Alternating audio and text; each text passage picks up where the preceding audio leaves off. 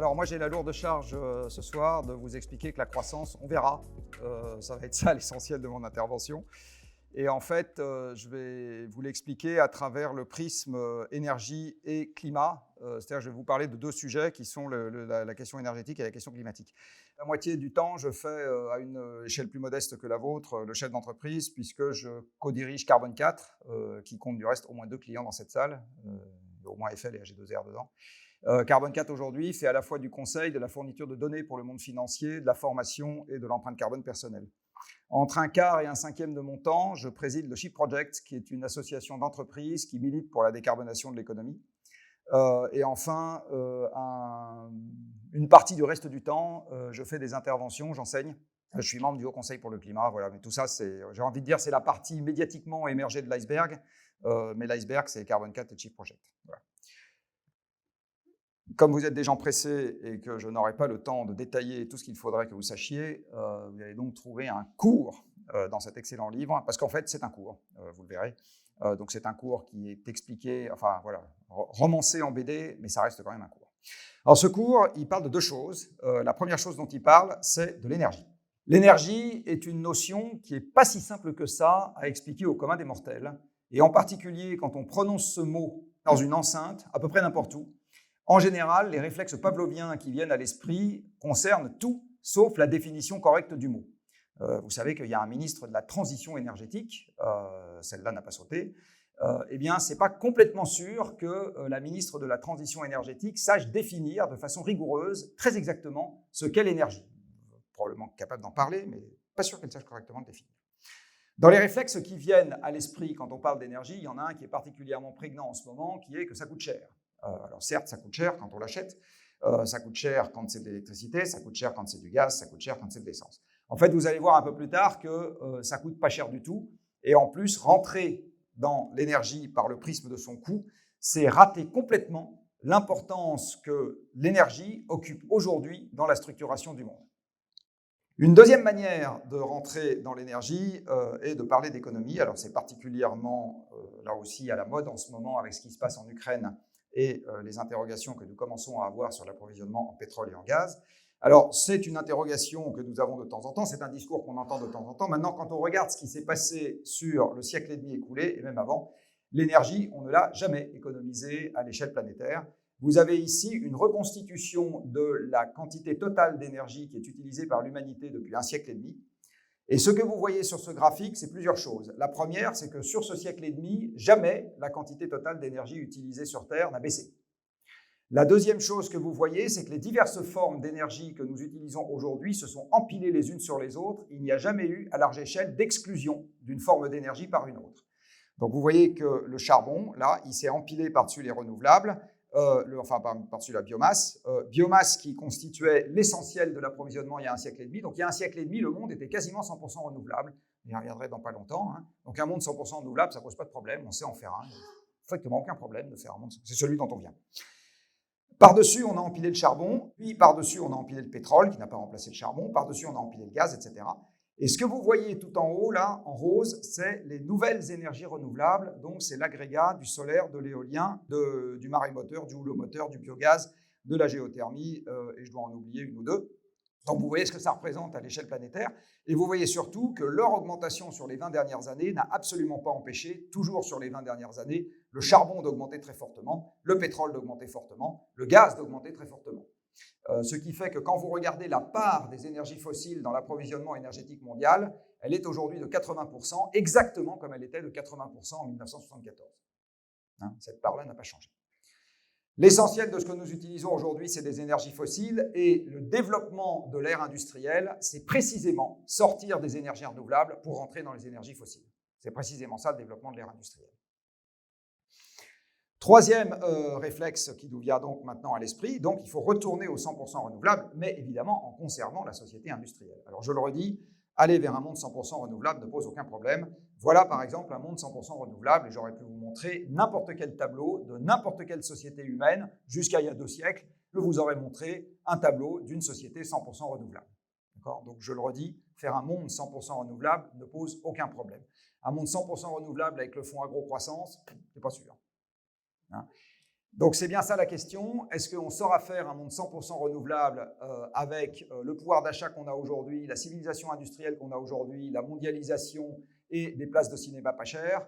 Eh bien, c'est la question qu'il faut se poser et vous allez voir à la fin de cet exposé qu'il n'est pas complètement sûr que la réponse soit oui. En fait, la bonne réponse en ce qui concerne l'énergie, alors je vais vous donner la réponse scientifique et puis ensuite je vais vous donner la réponse dans la vie de tous les jours. La réponse scientifique, c'est que l'énergie, c'est par définition en physique ce qui quantifie le changement d'état d'un système. Voilà, c'est ça la définition de l'énergie. Donc, l'énergie est une grandeur physique. Elle caractérise les changements d'état d'un système, donc n'importe quel système qui change de température, de vitesse, de forme, de couleur, de composition chimique, de composition atomique, etc. Dans n'importe laquelle de ces transformations, vous avez de l'énergie qui entre en jeu et la quantité d'énergie qui entre en jeu quantifie le degré de transformation du système. Plus vous surgelez un aliment bas, plus vous avez transformé par rapport à son état initial, plus vous avez utilisé d'énergie. Plus vous déplacez une boîte de conserve loin, plus vous avez transformé par rapport à l'état initial, plus vous avez utilisé d'énergie, etc. Donc l'énergie, c'est l'unité de compte de la transformation. Alors dans la vie de tous les jours, moi je lui donne un autre nom à l'énergie, c'est comme vous le voyez la réponse D, et donc voici D. D, c'est, comme vous le reconnaissez sur cette planche, c'est le costume d'Iron Man. Alors pourquoi est-ce que je dis que l'énergie c'est Iron Man? En fait, je ne dis pas que l'énergie c'est Iron Man, je dis que l'énergie c'est la nourriture d'Iron Man. L'énergie, c'est les croquettes d'Iron Man. Iron Man, c'est le costume qu'aujourd'hui, nous portons toutes et tous sur nos épaules en permanence. Vous allez me dire, non, là, sur nos épaules, à part cet Olibrius qui n'a ni veste ni cravate, nous on a des vestes et des cravates, c'est pas du tout ça. Si, vous portez en permanence le costume d'Iron Man sur vos épaules, comme moi. Alors, il n'a pas la tête du costume d'Iron Man, il a cette tête-là, mais il remplit exactement les mêmes fonctions. Notre costume d'Iron Man aujourd'hui, c'est le parc de machines que nous avons sur Terre, dont je vais vous montrer maintenant que la puissance est absolument faramineuse par rapport à la puissance de nos propres carcasses, et que sans ce parc de machines dopées au combustible fossile, on pourrait oublier les retours sur investissement à 10% par an dans l'agroalimentaire. D'accord? Ça n'existerait pas. Enfin, 10, c'est probablement les mauvaises années, 20 les bonnes. Je vais vous donner maintenant quelques exemples de petits bouts de ce costume d'Iron Man. Donc, on va commencer par le gros orteil d'Iron Man, qui s'appelle un tracteur. Eh bien, un tracteur, si vous faites un rapide calcul, le moteur d'un tracteur, c'est un petit tracteur, céréalier dans la Beauce, il a un tracteur plus gros que ça, quelques dizaines de kilowatts, eh bien, développe en pratique la même puissance que quelques centaines de paires de jambes sur une journée, en moyenne, d'un cycliste bien entraîné. Donc, quand je mets un tracteur dans les champs, il est capable de me faire le travail de quelques centaines de paysans ou de quelques dizaines d'animaux de trait. À la différence près que les animaux de trait ont besoin d'autres champs pour se nourrir, mon tracteur, il a besoin du sous-sol pour se nourrir. Donc, grâce au tracteur, on libère la totalité de la surface pour les hommes. On n'a plus besoin de la surface pour les animaux de trait. Prenez une moissonneuse-batteuse. Là, j'ai pris la plus grosse que j'ai trouvée. Je ne sais pas si c'est John Deere ou je ne sais pas qui la fabrique. Là, on devient un peu plus sérieux, 500 kW, donc elle a la même puissance de traction que 5000 fois Pantani, alors pas tout à fait Pantani, parce qu'en plus ça ne l'a pas réussi, un peu moins bien, un bon cycliste du dimanche, voilà, bien entraîné, il en faut 5000 attelés devant ma moissonneuse-batteuse pour tracter avec la même puissance, sauf que ça ne coûte pas le même prix. La moissonneuse-batteuse, là, vous coûte considérablement moins cher que si vous deviez embaucher 5000 personnes au SMIC pour tirer l'engin. Voilà maintenant d'autres auxiliaires très utiles de l'agriculture, enfin très utiles, très puissants plus exactement. Vous aurez reconnu, évidemment, vous les côtoyez tous les jours, des usines d'engrais et de phytosanitaires. Alors en l'occurrence, ce n'est pas exactement une usine de phytosanitaires, c'est un des maillons de l'usine, de la pétrochimie. Et la première usine venue en matière de chimie, elle vous fait quelques centaines de mégawatts. Et donc pour la faire tourner, s'il fallait que ce soit des êtres humains qui la fassent tourner, il faudrait avoir des centaines de milliers ou des millions de travailleurs pour mouliner, comme sur les bateaux de course, là vous savez, les gens qui winchent, ou pour pédaler, comme Charlton Heston dans Soleil Vert, excellent film que je vous conseille de revoir. Donc pour remplacer une seule de ces usines, si on n'avait pas les machines, il faudrait des centaines de milliers ou des millions de personnes. Continue. Vous avez besoin dans l'agriculture également de faire venir des engrais phosphatés ou potassiques. Ça transite par minéralier. Eh bien, un minéralier, il pédale, le moteur du minéralier, il pédale comme 200 000 fois les jambes du capitaine. Donc là, c'est pareil, si je devais avoir 200, alors en l'occurrence plutôt 2 millions, parce que les bras sont 10 fois moins puissants, de galériens, je je devrais prendre 10% de la population active française et l'envoyer aux galères, rien que pour développer la même puissance que le moteur d'un seul de ces minéraliers. Un camion, qui sont absolument partout aujourd'hui, eh bien, le moteur d'un camion développe la même puissance que des milliers de fois les jambes du conducteur. Et un laminoir, là aussi un laminoir, c'est un auxiliaire indispensable de la civilisation industrielle. Vos usines n'existeraient pas sans laminoir, les engins agricoles n'existeraient pas sans laminoir, les camions n'existeraient pas sans laminoir, donc sans l'acier, notre civilisation n'existe pas. Eh bien, pour remplacer un laminoir, on en a au moins 2 en France, à ma connaissance, Dunkerque et Fos-sur-Mer. Pour remplacer un laminoir, il faut que j'emploie la moitié, sans machine, dans un monde sans machine, il faudrait que je mette au travail, avec des marteaux dans les mains, à taper sur la tôle toute la journée, la moitié de la population active du privé en France. D'accord? Donc je prends la moitié de la salle, là, je l'envoie taper sur des tôles à Fos, et l'autre moitié de la salle, je l'envoie taper sur des tôles à Dunkerque. Voilà, puis je fais ça partout.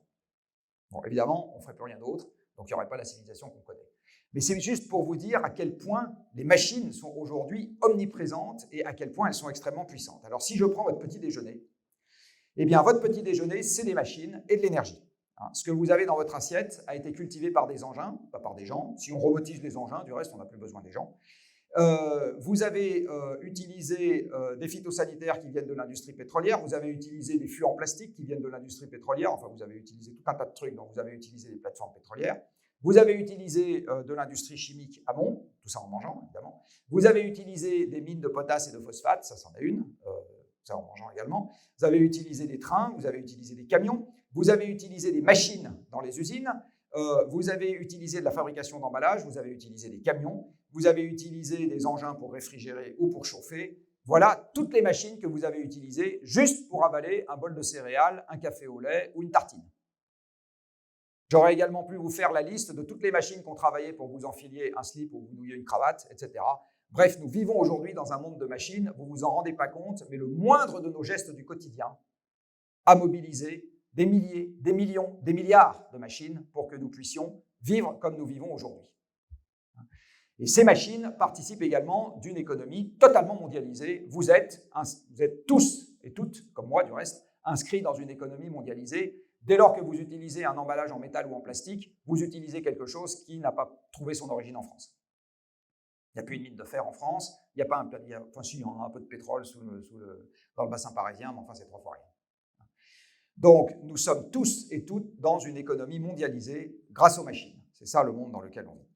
Si on fait un petit calcul d'ordre de grandeur, le parc total de machines installées sur Terre, au moment où je vous parle, grâce à ces croquettes pour machines particulières, c'est-à-dire l'énergie, il est capable de démultiplier à tout instant la puissance musculaire de l'humanité par un facteur 200.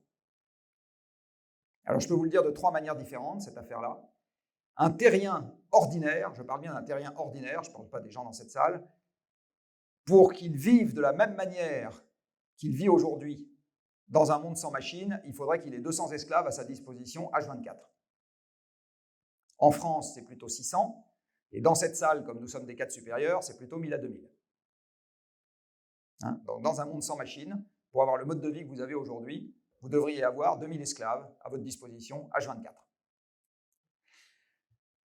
Je veux vous le dire d'une autre manière, dans un monde sans énergie fossile, donc sans machines, le PIB mondial, la population constante, serait divisé par 200. Où sont mes 10 à 20% de rendement Voilà, par 200.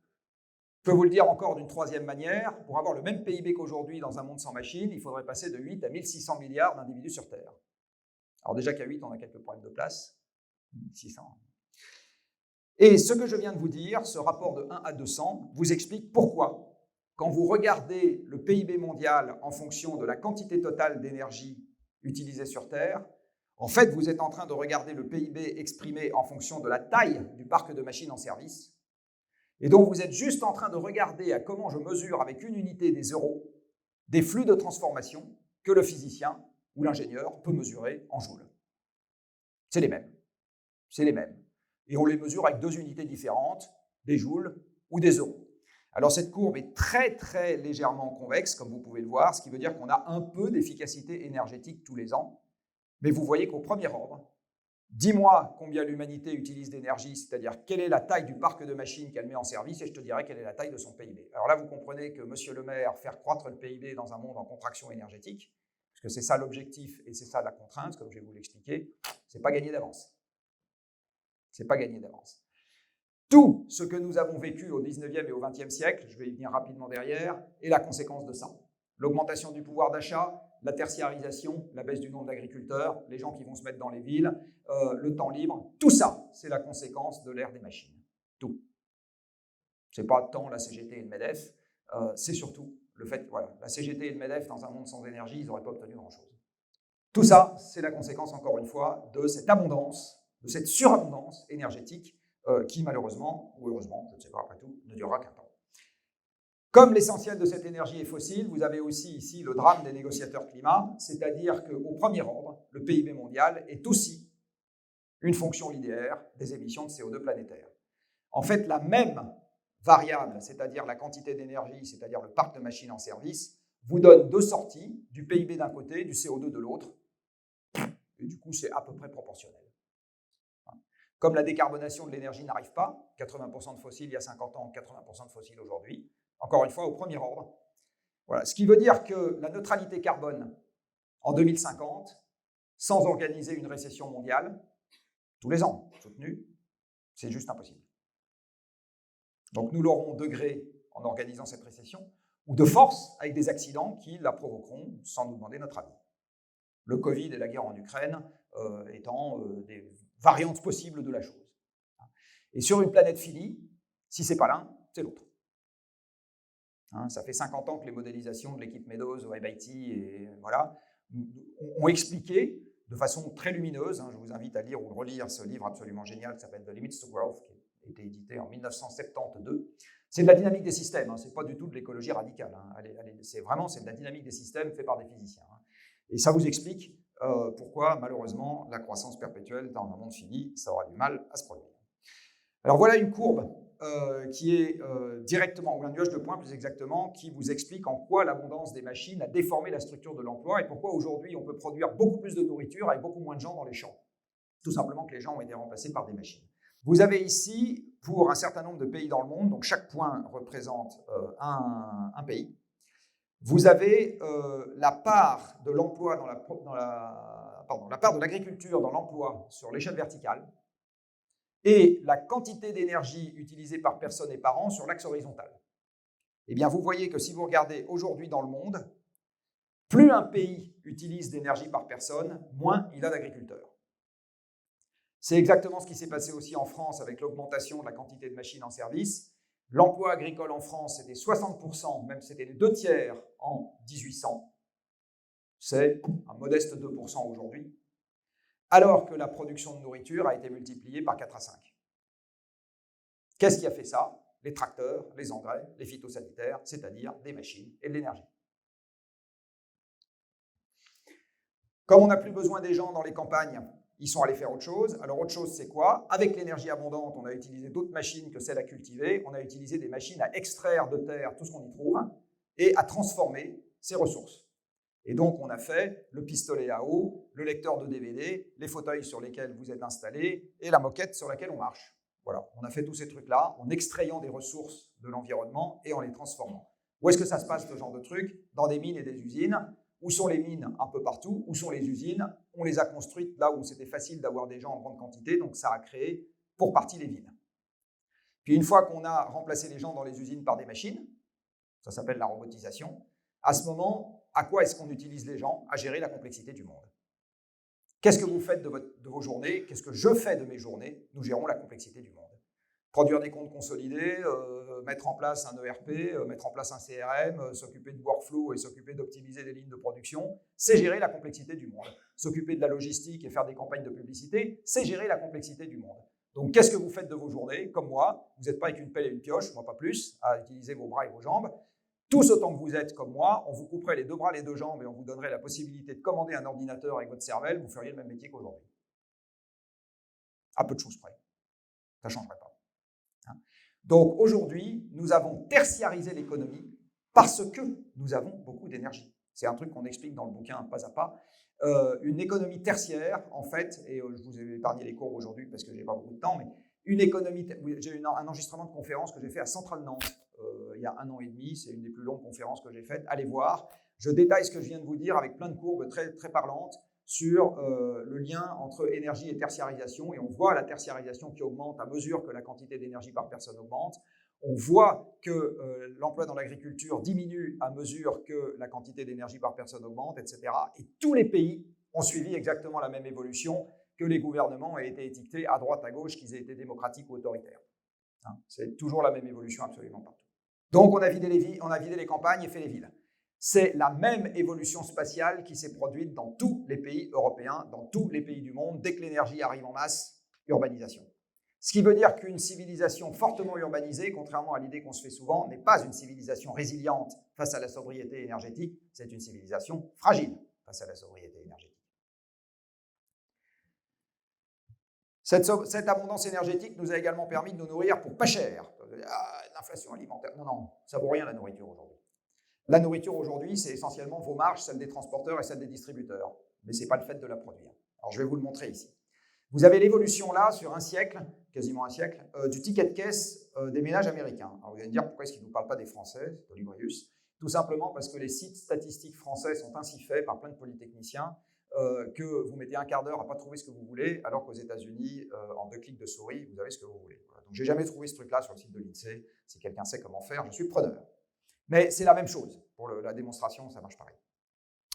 Donc, vous avez ici la dépense alimentaire des ménages américains. Ce que vous voyez, c'est qu'il y a un siècle, enfin en 1930, les ménages américains mettent un quart de ce qu'ils dépensent dans la nourriture. Et vous voyez qu'au début du XXIe siècle, les mêmes ménages américains mettent moins de 10%. Alors vous allez dire, bon, le prix de la nourriture a été divisé par 2,5. En fait, beaucoup plus que ça. Parce qu'il y a un siècle, alors je suis désolé pour ces propos sexistes, mesdames, bouchez-vous les oreilles, mais c'est la réalité de ce qui se passait à l'époque. Qu'est-ce qui se passe il y a un siècle? Eh bien, Madame Michu, ou Madame Smith plus exactement, va acheter au marché ou chez le paysan du coin, ou va récupérer pour partie du reste dans son potager, des patates et des œufs pour faire le frichti pour Monsieur Smith qui est parti au champ ou qui est parti à l'usine. Ce qui veut dire que l'essentiel de la dépense alimentaire des ménages à cette époque-là, c'est des produits bruts que les gens vont cuisiner eux-mêmes. Qu'est-ce que c'est que la dépense alimentaire aujourd'hui en France? À 90%, c'est de la grande distribution et là-dedans, pour une bonne partie, c'est des produits que vous fabriquez. C'est des produits issus de l'agroalimentaire. Or, les produits que vous fabriquez, les matières premières agricoles dedans, c'est une part minoritaire du ticket de caisse.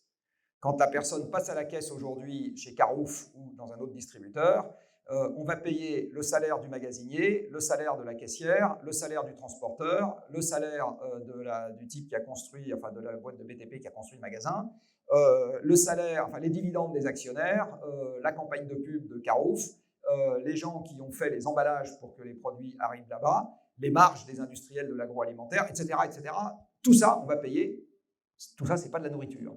Ce qu'on va vraiment payer en nourriture, c'est une part très minoritaire. Et je vais prendre un exemple qui est les œufs. Une boîte d'œufs de poule en batterie au supermarché, ça coûte aujourd'hui de l'ordre de 1,50 €. Un peu plus même. L'œuf, alors ça c'était avant Covid, inflation du prix des céréales, mais on va dire il y a 6 mois, l'œuf sorti d'élevage industriel, c'était 6-7 centimes. 6 x 6, 36. Ça veut dire que la boîte d'œufs vaut 36 centimes en coût de production, vous la payez 1,50 € au magasin, c'est que des marges en plus. C'est pas la bouffe que vous payez, c'est que des marges en plus. Transport, distribution, pub, je sais pas quoi, tout ce que vous voulez. Ce qui veut dire qu'aujourd'hui, le ticket de caisse de monsieur ou madame Smith quand ils sortent de chez Walmart, au mieux, c'est 20% de nourriture qu'il y a dedans. Et si monsieur et madame Smith sont au restaurant, donc si vous allez vous manger une omelette au café de Bercy là, qui est en face, que vous allez payer 6 €, vous allez également prendre 3 œufs de poule en batterie, les 3 œufs fermiers s'ils sont sympas avec vous, donc vous allez avoir de 20 à 30 centimes d'œufs dans un truc que vous allez payer 5 €. D'accord ? Donc vous ne payez pas la nourriture, vous payez tout le reste. Le loyer du restaurant, le salaire de la serveuse ou du serveur, la Porsche du patron, enfin voilà, vous payez tous ces trucs-là, vous ne payez pas la nourriture. Quoi. Donc si vous allez au restaurant, c'est encore moins. Quand vous regardez, donc si vous ramenez vraiment au prix de la nourriture, en fait, ce dont vous vous rendez compte, c'est que le prix des aliments, il a été divisé par 10 à 20, ou le prix de la part de la nourriture a été divisé par 10 à 20. Ça correspond à l'effondrement de l'emploi agricole dans le PIB, hein, ça correspond à peu de choses près à ça. Et dans le même temps, la quantité de viande qu'on mange a été multipliée par 3 à 5. Donc le prix de la viande, lui, il a carrément été divisé par 50. C'est ça, l'abondance énergétique. c'est diviser le prix des aliments. Donc, dans un monde sans énergie, vous faites tous faillite. Moi aussi, du reste, parce qu'un consultant, comme je le disais tout à l'heure, se nourrit de la complexité du monde. Donc, il n'y a pas besoin de consultant dans un monde sobre en énergie. Donc, mon métier est autant à risque que le vôtre dans un monde sobre en énergie. Donc, l'histoire des 19e et 20e siècles est la suivante. Nous avons sous terre des combustibles fossiles qui sont gratuits. On va dire que non, ils ne sont pas du tout gratuits. Non, les combustibles fossiles sont gratuits. Toutes les ressources naturelles sont gratuites dans la convention économique. Vous n'avez pas, dans les comptes de vos entreprises, quoi que ce soit qui concerne le fait qu'il y ait 20% d'oxygène dans l'air. Pourtant, si je vous mets dans une atmosphère totalement saturée d'azote, 100% d'azote, tous les gens qui travaillent chez vous meurent, et donc le chiffre d'affaires tombe à zéro. Vous êtes d'accord ? Il n'y a rien dans les comptes de vos entreprises qui disent que vous dépendez de l'oxygène dans l'air. Vous êtes d'accord ? Pourtant, vous en dépendez. Eh bien, il n'y a rien non plus dans les comptes de vos entreprises qui prévoit quoi que ce soit pour le pétrole. Ce qui coûte pour le pétrole, c'est les gens qu'on va payer pour le faire sortir de terre, le raffiner, etc. L'existence même du pétrole sous terre, c'est gratuit. Exactement comme le vent et le soleil. Exactement comme l'existence de l'océan, l'existence du Mont Blanc, l'existence de la mer Méditerranée et l'existence du sable sur les plages. Tout ça, c'est gratuit. Tout ça, c'est gratuit. C'est les ressources naturelles qui nous ont été données gratuitement par la nature dans la Convention économique. Donc le pétrole est gratuit, il est aussi gratuit que le vent et le soleil, tant qu'il n'y a personne pour aller le chercher. Les combustibles fossiles brûlent, ça nous permet d'alimenter des machines qui nous ont permis de transformer la totalité de ce qui nous tombait sous la main. Et comme je viens de l'expliquer, ça nous a fait la structure actuelle des métiers, l'augmentation du pouvoir d'achat, ça nous a fait le système de soins, ça nous a fait les congés, parce que comme les machines bossent à notre place, on peut travailler 35 heures par semaine, on peut avoir 6 semaines de congés payés, enfin vous travaillez un peu plus et moi aussi, mais on peut avoir les congés payés, on peut avoir les études longues, on peut avoir la retraite. Il n'y avait pas de retraite dans le monde avant l'énergie abondante, ça n'existait pas. Ça n'existait absolument pas. Il n'y avait pas les études longues pour tous non plus. Il n'y avait pas non plus. Donc tout ça, ça nous a été amené par l'abondance énergétique. Ce qui veut dire que de s'occuper de transition énergétique, c'est bien plus profond que de simplement se demander où est-ce qu'on va planter des éoliennes. C'est beaucoup plus profond que ça. Ça veut dire qu'il va falloir réformer les retraites. Vous allez en entendre parler, ce n'est pas la dernière fois, je vous le dis. Pas la dernière fois. Jusqu'à ce que vous mouriez et vos enfants aussi, on va s'occuper de réformer les retraites. En fait, on va les réformer en permanence parce que les retraites dans un monde en contraction énergétique, donc en contraction économique, ça se réforme en permanence.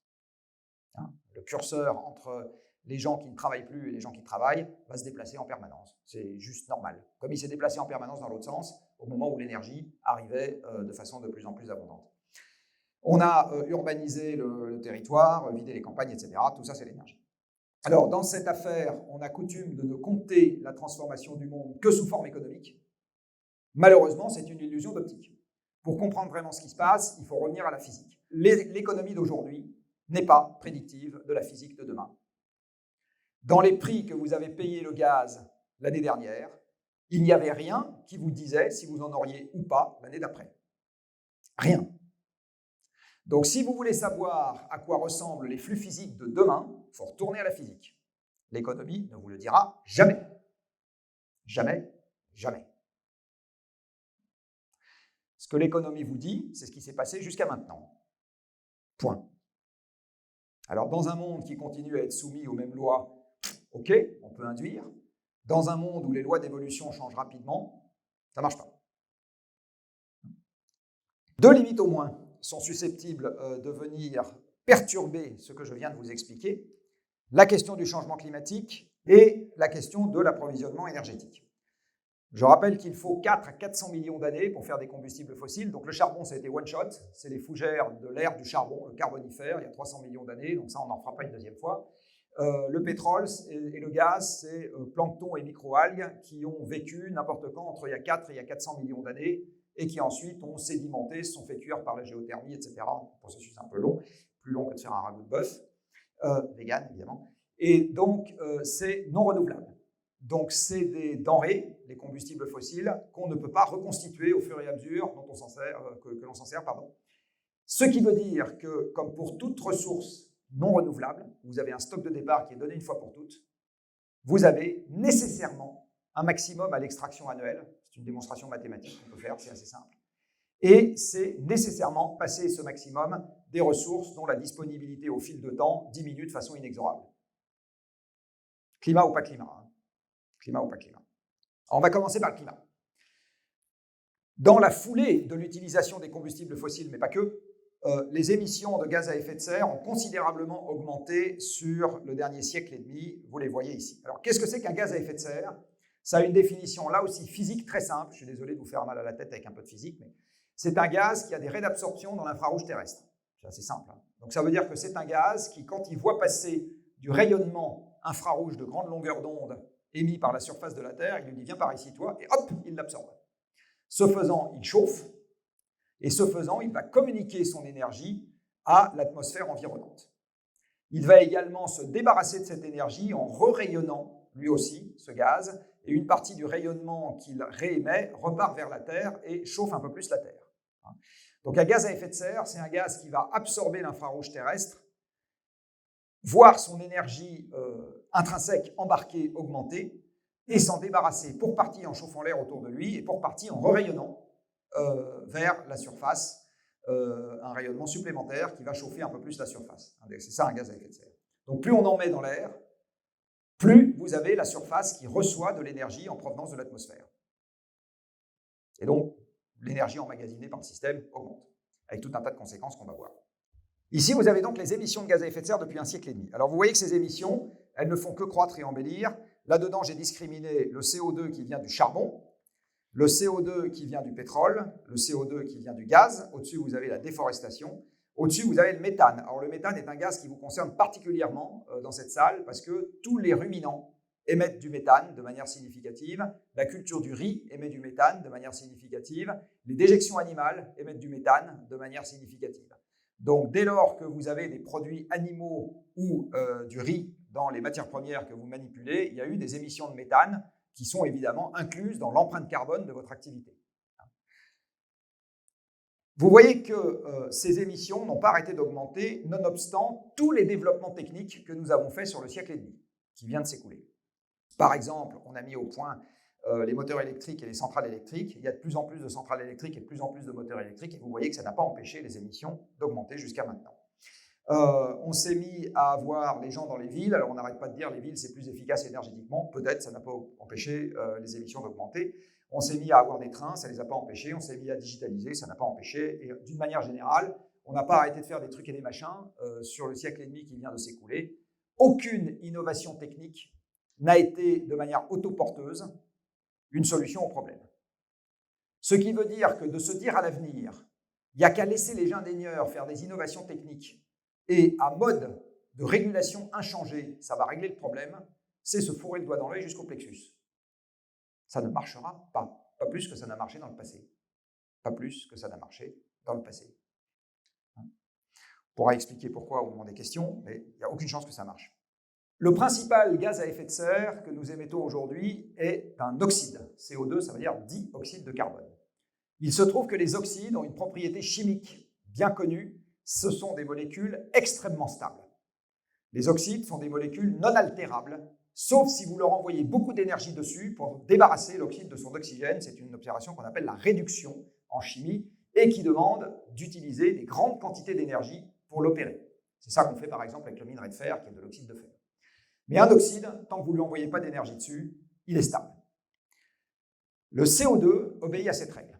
Donc le CO2 est chimiquement inerte une fois qu'il est dans l'atmosphère. Dire qu'il est chimiquement inerte, ça veut dire qu'il n'a pas de processus spontané d'épuration. Donc tant que le CO2 est dans l'air, il y est éternel. Pour que le CO2 veuille bien sortir de l'air, il faut qu'il revienne au contact du sol, où là, il peut être épuré soit par dissolution dans l'océan, mais c'est un processus de vase communicant, donc ça ne marche pas ad vitam aeternam. Quand l'océan sera aussi plein que l'atmosphère, eh bien, ça s'arrêtera. Soit être repris par la photosynthèse, et pour ça, il faut que les écosystèmes et les plantes se portent bien. Sinon, la photosynthèse peut diminuer, et à ce moment, la reprise est de plus en plus faible, avec un effet d'emballement, évidemment. Alors, le jour où il n'y a plus de photosynthèse du tout, ce qui arrive au CO2 ne nous intéresse pas beaucoup, parce que s'il n'y a plus une seule plante sur Terre, on meurt tous. Voilà, donc après, il se passe quand il se passera, c'est pas très grave. Ça ne perturbe personne qu'il n'y ait pas de vie sur Mars où il n'y a pas d'être humain. Donc le CO2 étant extrêmement stable, une fois qu'il est dans l'atmosphère, vous avez là une des caractéristiques centrales de cette affaire de réchauffement climatique. À cause de nos émissions de CO2, nous avons augmenté la quantité qu'il y en a dans l'air. Nous avons augmenté la concentration atmosphérique. Le jour où nous nous arrêtons d'émettre totalement, cette concentration atmosphérique supplémentaire que nous avons créée avec nos émissions ne va pas s'en aller tout de suite. Ce que vous dit ce graphique, en fait, c'est que ce surplus que nous avons mis dans l'air, un siècle après arrêt des émissions, il en reste encore une petite moitié. Un millier d'années après arrêt des émissions, il en reste encore 20 à 25%. 10 000 ans après arrêt des émissions, il en reste encore 10 à 15%. L'atmosphère ne pourra jamais être remise dans l'état dans lequel nous l'avons trouvée en entrant. Jamais, jamais. Et comme le climat ne reviendra jamais dans l'état dans lequel il était en 1850 ou en 1800, ça veut dire que certaines conséquences de la dérive climatique à partir de maintenant ne peuvent rien faire d'autre que d'augmenter jusqu'à la nuit des temps. Alors la nuit des temps, c'est quelques milliers d'années, voire quelques dizaines de milliers d'années, c'est-à-dire beaucoup plus longtemps, probablement qu'il reste à une humanité nombreuse à vivre.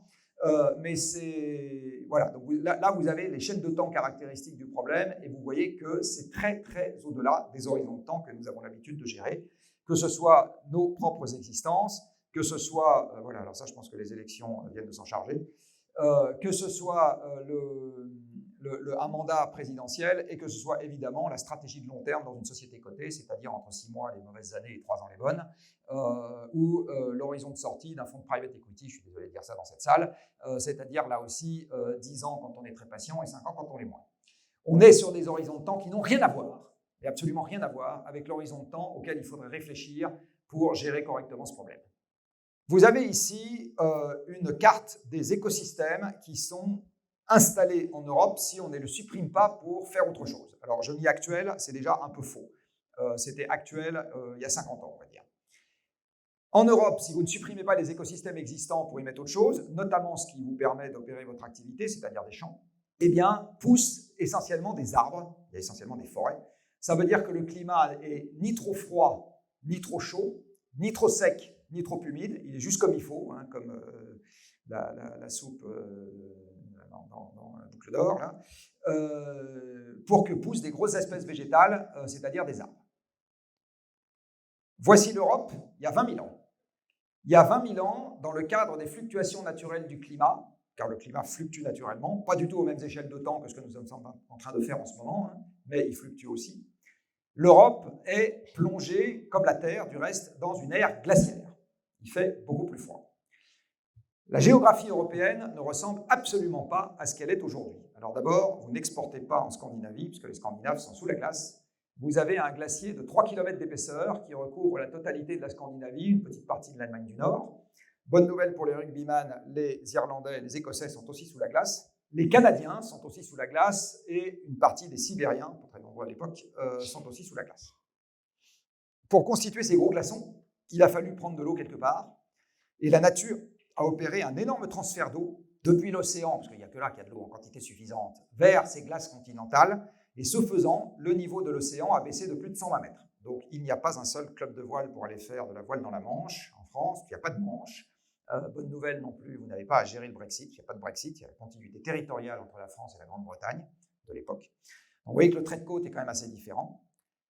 Le climat étant beaucoup plus froid, il est beaucoup plus sec. Dans un climat beaucoup plus froid, il y a moins d'évaporation, moins de précipitations. Et dans ce climat froid et sec que nous avons à l'époque, la végétation française ressemble à ce que vous avez aujourd'hui au nord de la Sibérie, c'est-à-dire de la steppe et de la toundra.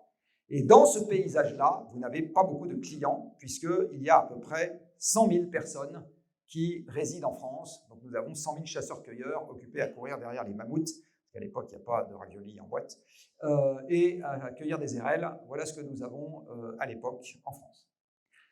Quand l'Europe est passée de l'état de gauche à l'état de droite, ça s'est bien évidemment fait dans le cadre d'un réchauffement planétaire. Eh bien, ce réchauffement planétaire, il se limite à 4 à 5 degrés en 10 000 ans. Donc le réchauffement planétaire global, qui a opéré la déglaciation dont vous voyez l'effet sur ces deux planches, c'est juste 4 à 5 degrés de réchauffement en 5 à 10 000 ans. De là, je vais vous proposer une première conclusion avant de rentrer dans le détail. 4 degrés de réchauffement en un siècle, si on joue à ce jeu-là, et même 2 en fait, hein, mais 4, ça sera la guerre partout. Ça sera l'effondrement, le chaos, la fin des démocraties, la fin de la paix. Je je vais vous assurer que votre plan de trésorerie, parce que Eiffel a un petit morceau chez vous, ça ne sera pas vraiment votre souci. Voilà, Eiffel que j'adore par ailleurs, parce qu'on adore le client. Mais vous comprenez bien que c'est avec ça qu'on est en train de jouer. Hein, c'est avec ça qu'on est en train de jouer. Même 2 degrés, c'est déjà un effondrement partiel très important du monde. Même 2 degrés. Alors parlons de degrés justement. Vous avez ici le réchauffement planétaire depuis 1950 sur une échelle où le 0 correspond à la moyenne de la température planétaire sur la période 1850-1900. Donc on fait une double moyenne géographique et temporelle sur la période 1850-1900 sur l'ensemble de la planète et on regarde comment varie la température planétaire par rapport à ce 0. À la fin du 20e, début du 21e siècle, la température s'était déjà réchauffée de 1,2 degré. Alors à 1,2 degré, qu'est-ce qu'on a? On a 42 degrés à Biarritz il y a 2 jours. On a 50 degrés au Canada l'année dernière. On a 50 degrés au Pakistan il y a quelques mois. On a un tiers de la superficie française qui a brûlé en Australie il y a 1 an et demi. On a 15% des coraux qui sont déjà morts. On a des ouragans qui passent de catégorie 1 à 5 en 24 heures. Voilà, on a déjà ce genre de plaisanterie. On a plus de 100 personnes qui sont mortes dans des inondations totalement dantesques en Belgique et en Allemagne il n'y a pas très longtemps. Et ça, c'est juste 1 degré. À 1 degré, on sait également que 10% de la forêt française va déjà mourir parce que vous avez déjà un certain nombre d'espèces qui sont en dehors de la zone de survie. Alors, ils vont mettre du temps. Hein. Un arbre centenaire, ça met du temps à se dessécher, etc. Mais ils vont finir par mourir. Rien qu'à ce qu'on a aujourd'hui. Et là, vous voyez comment pourrait évoluer la température à l'avenir. Alors, un scénario dans lequel on appuie très très fort, vous allez voir ce que ça signifie, sur la pédale de frein demain matin, limiterait le réchauffement à 1,5 à 2 degrés. Un scénario dans lequel on laisse le charbon vivre toute sa vie autant qu'il peut, parce que c'est essentiellement en charbon qu'il y a le reste des réserves fossiles. Hein. Pétrole, on va déjà avoir des problèmes, on commence déjà à avoir des problèmes et on va en avoir de plus en plus. Mais charbon, il en reste. Donc charbon à fond, vous voyez ce que ça donne. Donc on parle dans le scénario le plus haut de quelques 4-5 degrés, dans le scénario le plus bas de 1,5 à 2. En fait, le scénario le plus haut, moi, j'y crois pas, parce que la trajectoire que ça suppose sur un monde dont l'économie se porte bien, mondialisée, etc., rencontrera des limites bien avant la fin du 21e siècle. Ça supposerait une économie en très forte croissance jusqu'à la fin du 21e siècle. Les premiers emmerdements du changement climatique et la pénurie de ressources qui va s'accroître, notamment sur la deuxième moitié du 21e siècle, interdisent, à mon avis, totalement qu'on suive ce genre de scénario. Ça veut dire que la régulation involontaire arrivera beaucoup plus tôt que ça. Le scénario bas, vous allez voir que c'est une vraie question. Est-ce qu'on va arriver à suivre ce scénario-là, parce que ça suppose un effort géré. Alors, on va peut-être le suivre, mais à notre corps défendant. Vous verrez un peu plus tard. Donc, pour moi, on va se balader quelque part entre ça, et le scénario jaune, mais dans un monde où c'est essentiellement la limitation sur les ressources qui va se charger de nous mettre au pas. Et à ce moment, on aura plus d'emmerdements avec moins de moyens. C'est comme ça que ça va se passer. Donc, on aura les canicules avec la guerre en Ukraine. Mais en beaucoup plus important. Ce que vous voyez ici, c'est que sur les 20 années qui viennent, en fait, sur les 20 ans qui suivent le début d'un scénario, vous ne voyez pas beaucoup de différence entre les scénarios. C'est dû à la très forte inertie du CO2 dans l'atmosphère et partant, la très forte inertie du système climatique où les modifications d'émissions ne se voient pas beaucoup dans les 20 premières années. Je vais vous le dire autrement. De toute façon, quoi qu'on fasse à l'avenir, même en cas de réduction planétaire organisée forte des émissions, les emmerdements vont continuer à augmenter de manière significative. Voilà, c'est exactement ça qu'il faut retenir comme conclusion. Je vais vous le dire encore autrement. Le jour où on décide que la plaisanterie a assez duré et qu'on va se mettre à lutter de façon féroce contre le réchauffement climatique, la seule garantie qu'on a à ce moment-là, c'est que les emmerdements augmentent derrière. Ce que je vous dis là, je le dis depuis 20 ans. Ce n'est pas une découverte, hein. C'est dans les rapports scientifiques depuis 20 ans. Donc, si vous êtes surpris, ce n'est pas de ma faute. Hein, c'est de la vieille science, ce que je suis en train de vous dire. Parlons de canicules, puisque c'est de l'actualité récente. La fréquence d'occurrence des canicules va augmenter beaucoup plus vite que l'élévation de température. Prenez un événement qui arrive une fois tous les demi-siècles. Dans un monde qui se réchauffe de 1,5 degré, ce que vous voyez là, il arrive quasiment 10 fois plus souvent, ou plus exactement le seuil qui était dépassé une fois par demi-siècle est dépassé quasiment 10 fois par demi-siècle. Et quand ce seuil est dépassé, il est dépassé de quasiment 2 degrés. Dans un monde à 4 degrés, ce seuil qui est dépassé une fois par demi-siècle est dépassé quasiment tous les ans,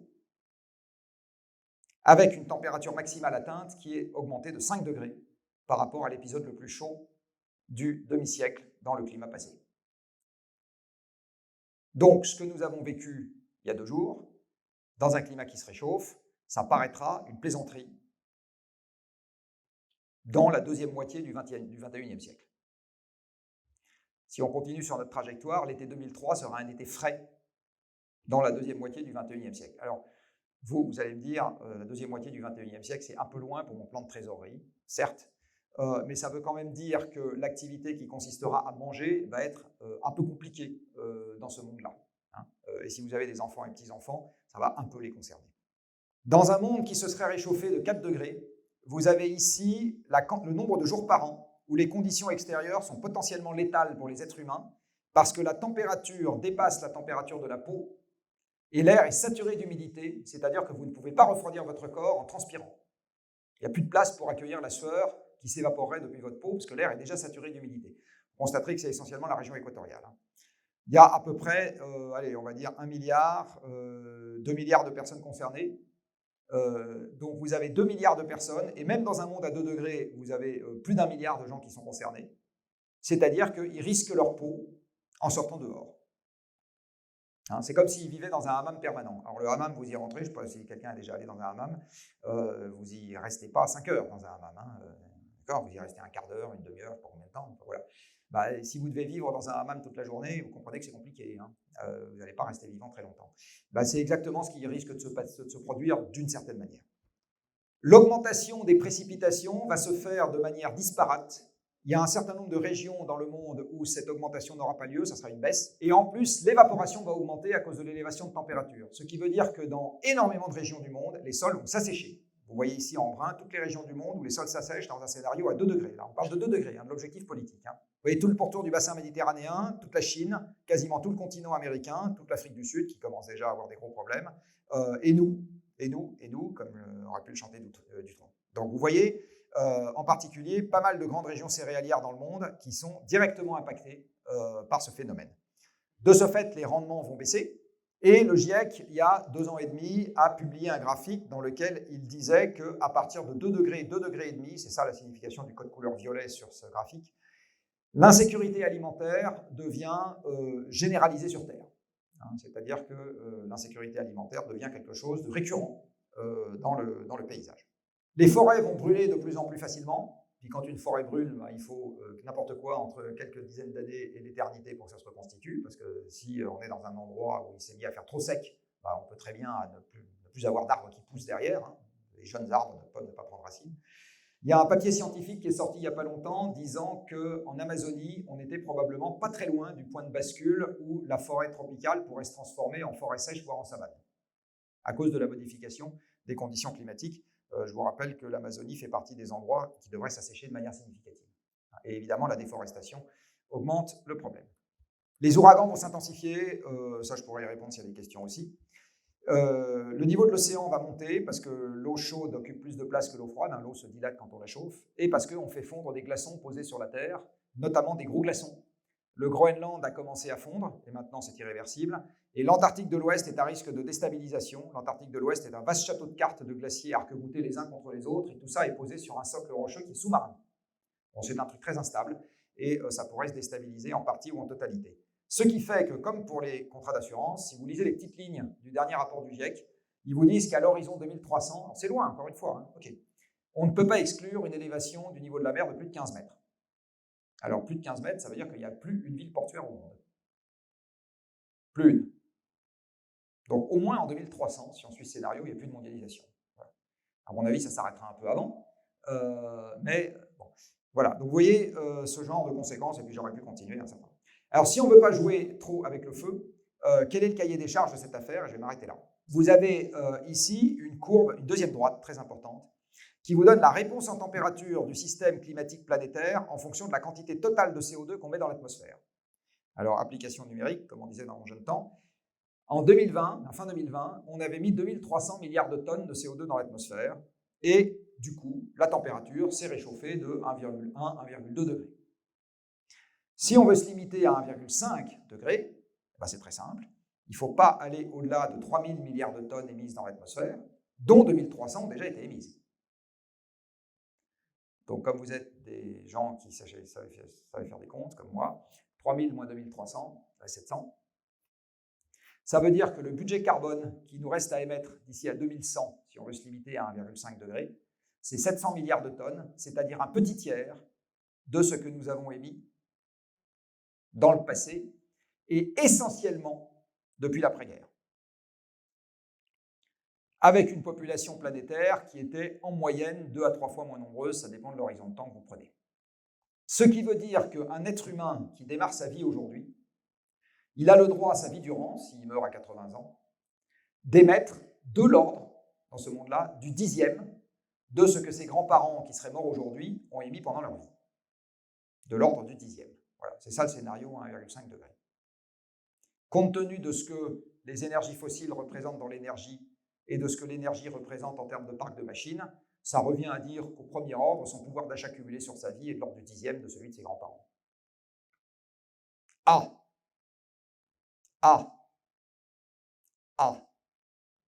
C'est ça, les 1,5 degrés. Alors, ok, je vous le fais au 8e. On va faire un peu d'efficacité, un peu de machin, un peu de nucléaire, un peu de énergie. Je vous le fais au 8e. Vous comprenez ce que ça veut dire? Ce n'est pas juste un truc technique. On n'y arrivera jamais juste avec la technique. Les ordres de grandeur ne sont pas du tout là. Je n'ai pas le temps de détailler ce soir, mais il y a sur mon site perso un truc qui s'appelle « Qu'est-ce que l'équation de Kaya ?» C'est une petite règle de 3 qui disserte sur le problème, que je vous invite à aller lire. C'est dans la BD aussi, l'équation de Kaya. Vous vous rendez compte qu'on n'y arrivera pas juste avec des marges techniques. C'est juste impossible. La physique ne le permet pas. Donc si on est sérieux sur le climat, ça veut dire qu'on se met au régime.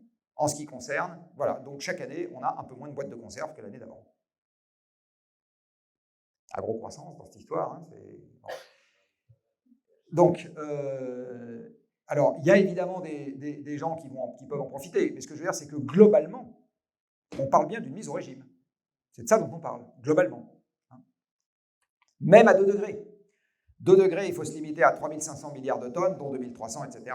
Allez, mon bébé, il a le droit d'émettre sa vie durant, le bébé qui naît aujourd'hui, le 5e de ce que ses grands-parents qui meurent aujourd'hui ont émis pendant leur vie. Et là, je vous parle d'une moyenne planétaire. Bon. Une autre manière de présenter la même chose, c'est de dire qu'il faut que les émissions soient divisées par 3 au moins d'ici à 2050. Et s'il y a un banquier dans la salle, il devrait y en avoir quelques-uns, une division par 3 en 30 ans, en l'occurrence en 28, c'est de l'ordre d'une baisse de 5% par an. Ça veut dire qu'il faut que les émissions baissent de 5% par an tous les ans. 5% de baisse, on a vu ce que c'était récemment, c'est 2020. En 2020, les émissions planétaires ont baissé de 5%. Eh bien, il faudrait répéter cette baisse tous les ans, supplémentaire par rapport à la situation de l'année d'avant, hein, pour avoir une chance de tenir les 2 degrés. Tous les ans. C'est ça que ça veut dire, l'objectif des 2 degrés. Donc, il est évident qu'aujourd'hui, on en parle, on n'a absolument pas le quart de la moitié du début d'une initiative sérieuse pour arriver à cet objectif. Voilà, donc on en cause, ça c'est sûr, mais on n'est absolument pas dans les clous pour aller à la bonne vitesse. Et je parle bien au niveau planétaire. Je vais finir avec ce petit camembert qui vous donne la décomposition des émissions de gaz à effet de serre dans le monde. Donc c'est celle-là même qu'il faut baisser de 5% par an. 20% des émissions, c'est les centrales à charbon. La moitié sont en Chine. Donc dès que vous utilisez quelque chose qui est made in China, vous utilisez un truc qui est made in charbon. N'importe quoi. Une machine-outil qui est chez vous, un composant de machine-outil qui est chez vous, du nickel qui a été raffiné en Chine, n'importe quoi. D'accord ? Des verres de lunettes qui ont été fabriqués, n'importe quoi. Genre. 7 à 8%, c'est les émissions des centrales à gaz. Donc la production électrique à base de charbon et de gaz, en 2020, c'était un gros quart des émissions planétaires. 4% des émissions planétaires, c'est les cimenteries. Donc la construction des villes, ça fait notamment appel à ça. 12%, c'est les émissions directes, je ne parle pas de l'électricité consommée, des autres procédés industriels. Là-dedans, vous avez à nouveau 4% pour la chimie et 4% pour la métallurgie, l'acier.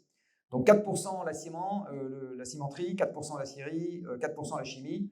L'industrie agroalimentaire, qui consomme aussi des quantités d'énergie non négligeables, vient quand même significativement derrière. Le chauffage des bâtiments, c'est 5% des émissions planétaires. 14%, c'est les transports, dans lesquels vous avez 6 pour les voitures, 4 pour les camions, 2 pour la marine marchande et 2 pour les avions. Les camions et la marine marchande, c'est les objets de la mondialisation. Dans un monde dans lequel demain matin, je supprime les porte-conteneurs, les minéraliers et les camions, il n'y a plus de mondialisation. Ce qui veut dire que la mondialisation, c'est du pétrole, parce qu'on n'électrifiera pas 100 000 bateaux de la marine marchande de plus de 100 tonnes de port en lourd. On n'électrifiera pas, je sais pas combien il y a de camions sur Terre, entre des dizaines et une centaine de millions. On n'électrifiera pas le milliard de voitures sur Terre, de 1,5 tonne, tout ça, ça ne s'électrifiera pas. Alors, pas électrifier les voitures et avoir moins de voitures, ça n'empêche pas la mondialisation. Par contre, ne pas pouvoir transporter les marchandises, ça oui. 1% des émissions, c'est l'agriculture. Là-dedans, vous avez, comme je le disais tout à l'heure, les ruminants, 1,5 milliard de vaches sur Terre. Vous avez les rizières, vous avez les émissions de protoxyde d'azote, une fois qu'on a épandu les engrais azotés dans les champs, donc le fameux N des NPK. Eh bien, quand vous épandez les engrais N, ça vous fait des émissions de protoxyde d'azote, qui est un gaz à effet de serre. Et vous avez une part marginale là-dedans, qui est le CO2 des tracteurs. 10%, c'est la déforestation. La déforestation est un processus amont de l'activité agricole. Essentiellement, on coupe des surfaces pour faire des champs. Ce qui veut dire que l'agriculture au sens large, déforestation incluse, c'est 1/3 des émissions planétaires. Donc c'est quelque chose qui est extrêmement conséquent dans l'ensemble. Et là, vous avez 2 drivers aux émissions d'origine agricole, déforestation incluse, c'est la taille de la population et la part d'aliments carnés dans la diète, dans le régime alimentaire. C'est ça les 2 déterminants de ces émissions-là. Et enfin, les quelques pourcents qui restent, là, c'est gestion des déchets, gestion des groupes froids, enfin les fuites frigorigènes, etc. 2/3, pas tout à fait, 60%, c'est l'énergie. Si je fais un focus sur les émissions d'origine agricole, les sols, voici, donc la déforestation arrive en tête, le cheptel bovin arrive derrière, les rizières, l'épandage des engrais, et vous voyez, les tracteurs, c'est pas grand-chose. Donc vous allez me dire, bon, c'est trop horrible, c'est pas grave, on va prendre 2,5 degrés, on va faire confiance à la technique, on va gérer les conséquences, ils nous racontent n'importe quoi, on va y arriver quand même. Alors moi, je vais vous dire, oui, très bien, il y a de toute façon un deuxième truc qui va faire baisser les émissions, même si ça ne nous plaît pas, c'est que les combustibles fossiles sont en quantité finie. Ici, vous avez un document qui est totalement passé sous les radars de la presse française, publique, qui est le World Energy Outlook de l'Agence internationale de l'énergie de 2018. Et il y est écrit noir sur blanc, ce que moi je vous ai mis rouge sur blanc, c'est-à-dire la production de l'ensemble du pétrole dans le monde, hors pétrole de schiste et sable bitumineux, est passée par un maximum en 2008 et a commencé à décliner depuis. On a tiré par la manche deux anciens cadres dirigeants de Total, l'ancien patron de l'exploration et l'ancien patron de l'évaluation des gisements, l'ancien analyste pétrole et gaz de l'AIE. On leur a acheté pour une bouchée de pain, parce que sinon on n'aurait jamais eu les moyens, une base de données concernant l'ensemble des gisements pétroliers dans le monde, et on leur a demandé de nous faire un pronostic sur ce que serait la production des 16 premiers fournisseurs de l'Europe à l'avenir sous seule contrainte géologique. Donc là, il n'est pas question de climat. Il se trouve que ces 16 premiers fournisseurs de l'Europe sont aussi les 16 premiers producteurs mondiaux, exception faite du Brésil et du Canada.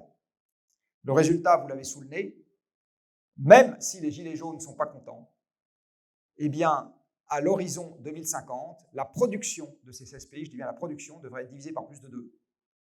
Ce qui veut dire que les exportations de ces pays vers l'Europe, qui importent 95% de son pétrole, seront divisées par 2 à 10. Gilets jaunes ou pas gilets jaunes, climat ou pas climat. Voilà.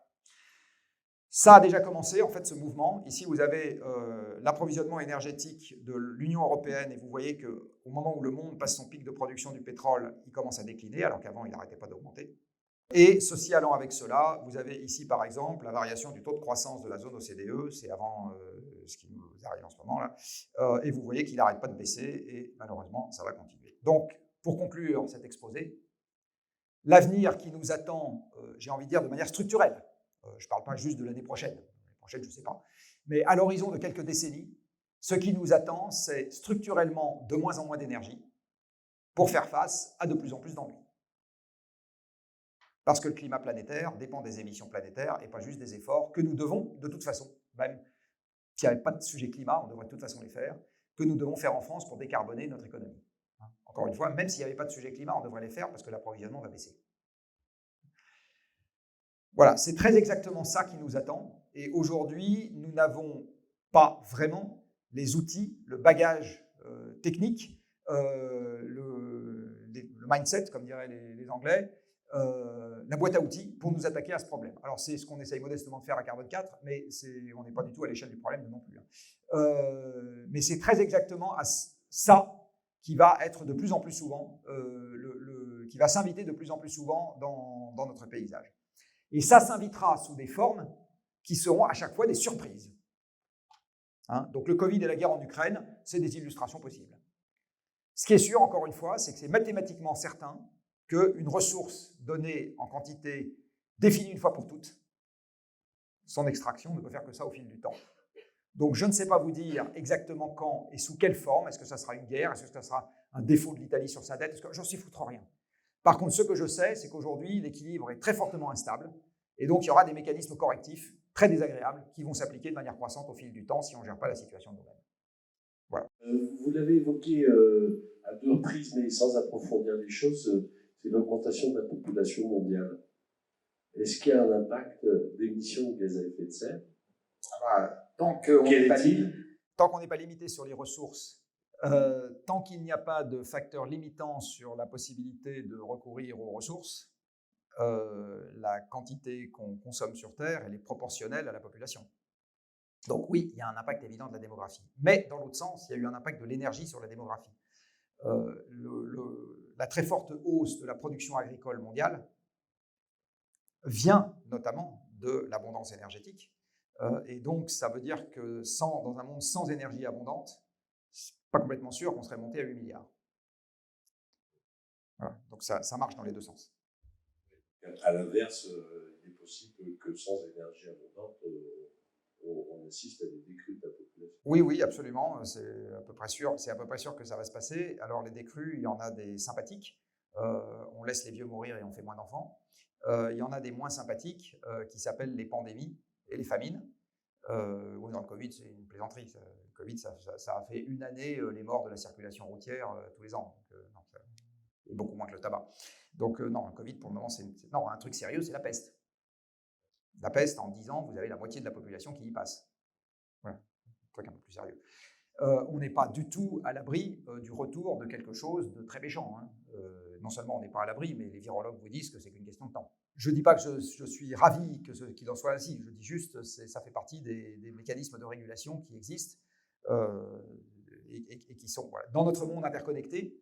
En plus, ça ira assez vite parce que comme on se rendra compte après coup que le virus a circulé, regardez le Covid, je veux dire, c'est allé d'un point à un autre point de la Terre. La peste, ça a circulé aussi, mais beaucoup plus lentement. Donc là, ça s'est fait très vite. J'ai eu l'occasion de vous entendre sur une conférence à Sciences Po. Là, vous posez le problème. Sur la conférence, vous essayez déjà d'esquisser des solutions. Je pense qu'il faut qu'on reprenne 2 heures tous ensemble, parce que là, vous avez généré un peu d'inquiétude. Quelque part, moi, je trouvais que vous dessiniez un chemin auquel on n'est pas prêt, mais peut-être un chemin faisable. Il y a un éternel débat quand on s'intéresse à ce problème, qui est de savoir si on doit commencer par la solution, si on doit commencer par le problème, si on doit commencer par les deux à la fois. Alors les deux à la fois, ça suppose toujours un créneau horaire qui n'existe pas dans nos sociétés aujourd'hui. Donc si je dis j'ai besoin de 3 heures, on me dira toujours non, 3 heures, tu les auras pas. Donc après, il faut choisir. Si je parle juste de la solution peut paraître un mur trop haut à franchir pour des gens qui n'ont pas conscience de l'importance du problème. Donc ils se diront non, on ne va pas y aller parce que en kikine avec son machin, là, on va quand même pas commencer à se priver pour je sais pas quoi, en réalisant pas de toute façon qu'on n'a pas tellement de troisième voie. Et si on commence à esquisser, et là j'ai juste esquissé parce que chacune de mes diapos, j'aurais pu avoir derrière un développement avec 1 heure supplémentaire. Il faudrait vous expliquer comment fonctionne le système climatique, comment on sait ce qu'on sait, où est-ce qu'il y a une assurance raisonnable et où est-ce qu'il y a des choses qui sont... Voilà. Où est-ce que l'incertitude risque de jouer en notre défaveur. En particulier sur la variabilité du climat, l'incertitude va probablement jouer en notre défaveur. Il y a quelques années, il y a une dizaine d'années, Evelyne Delia avait fait un faux bulletin météo pour 2050. Il se trouve que les températures qu'elle mentionnait sur son faux bulletin météo pour 2050, c'est celles qu'on a eues il y a quelques jours. Là. Donc là, l'incertitude et le fait que les scientifiques aient été prudents en disant si on n'est pas sûr, on ne va pas en parler, ça joue en notre défaveur. Parce qu'ils auraient dû être beaucoup plus alarmistes en disant, vous savez, ça va nous tomber dessus beaucoup plus vite que l'idée qu'on s'en fait. Donc la question de l'allocation du temps quand le temps est compté est toujours un sujet un peu compliqué. Au Shift Project, on a travaillé sur les 2 dernières années à quelque chose qu'on a appelé le plan de transformation de l'économie française, qu'on avait calé sur l'élection présidentielle. Alors maintenant qu'on a un président sans majorité, je pense qu'on peut le ranger dans nos cartons pour un certain temps. Oui, ça fait partie des conséquences. Parce que je vois mal comment on peut conduire ce qui s'apparente quand même quelque part à un effort de guerre avec un gouvernement qui est en majorité relative au Parlement. Donc, je ne sais pas où. Et je ne porte pas spécialement M. Macron dans mon cœur, mais en l'occurrence, là, on est dans une configuration qui va être une configuration particulièrement bloquante pour faire n'importe quoi d'un peu disruptif, dans un sens ou dans l'autre. Pas de sujet. Il n'empêche que ce plan de transformation de l'économie française, il peut quand même donner lieu et inspirer tout un tas d'initiatives de terrain. Donc les gens peuvent le lire et se dire, tiens, je comprends dans quelle direction générale il faut aller.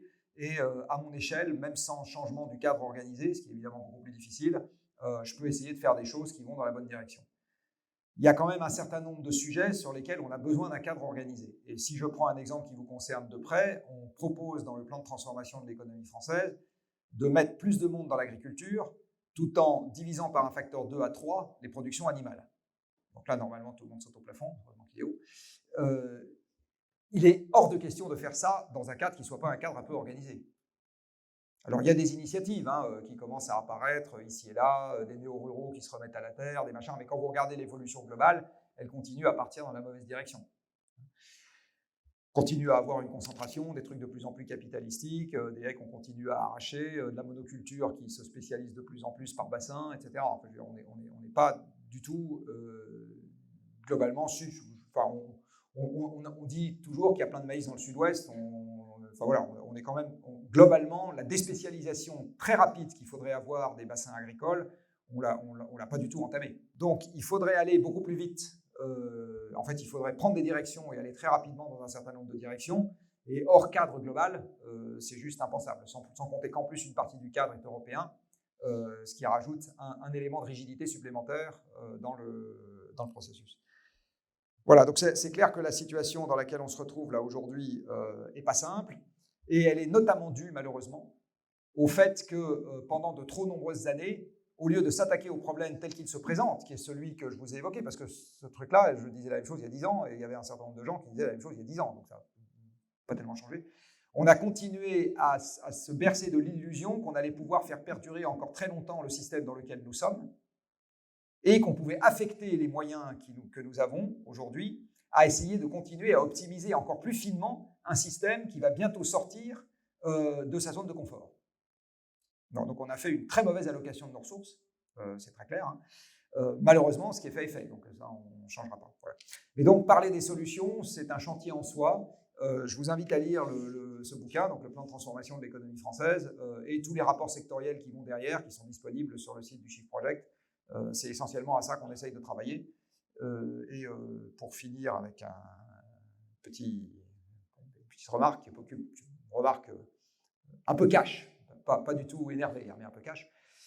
Quand ces dernières années, on a battu la campagne pour dire aux entreprises, parce que le Shift Project est financé par vos entreprises, soutenez-nous pour qu'on puisse travailler à la manière de décarboner l'économie, ça n'a jamais été extrêmement prioritaire pour l'essentiel des entreprises par rapport à tout un tas d'autres trucs.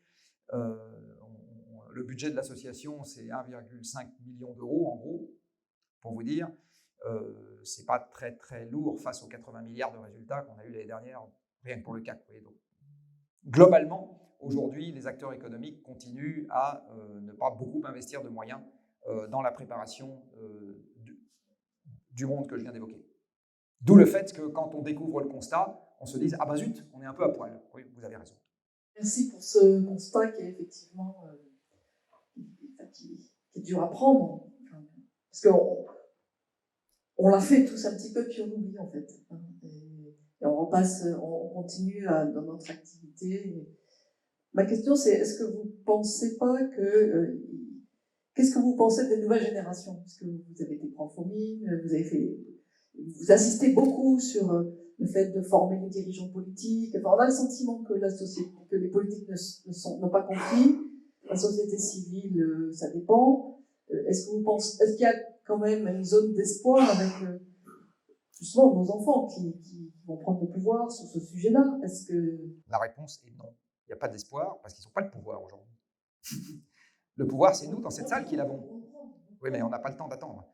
Le pouvoir, c'est nous dans cette salle aujourd'hui qui l'avons. De temps en temps, c'est une des sources de clientèle qu'on a à Carbone 4. On voit arriver des dirigeants qui se sont fait passer une danse par leurs enfants, ça on voit. Mais c'est le seul pouvoir qu'ils ont. C'est le seul pouvoir qu'ils ont, c'est de passer une danse à leurs parents. Y a on en voit arriver, par exemple, qui disent « mes enfants ne veulent pas avoir d'enfants ». Ça les secoue. On en voit, voilà. Donc, quand il y a ce genre de choses, là, oui, ils se réveillent un peu. Mais sinon, c'est à nous, c'est notre génération qui exerce le pouvoir aujourd'hui. Donc, faut rien attendre de nos enfants. C'est à nous de faire le job. Mais je le redis, c'est à nous de faire le job. C'est nous qui avons les manettes aujourd'hui.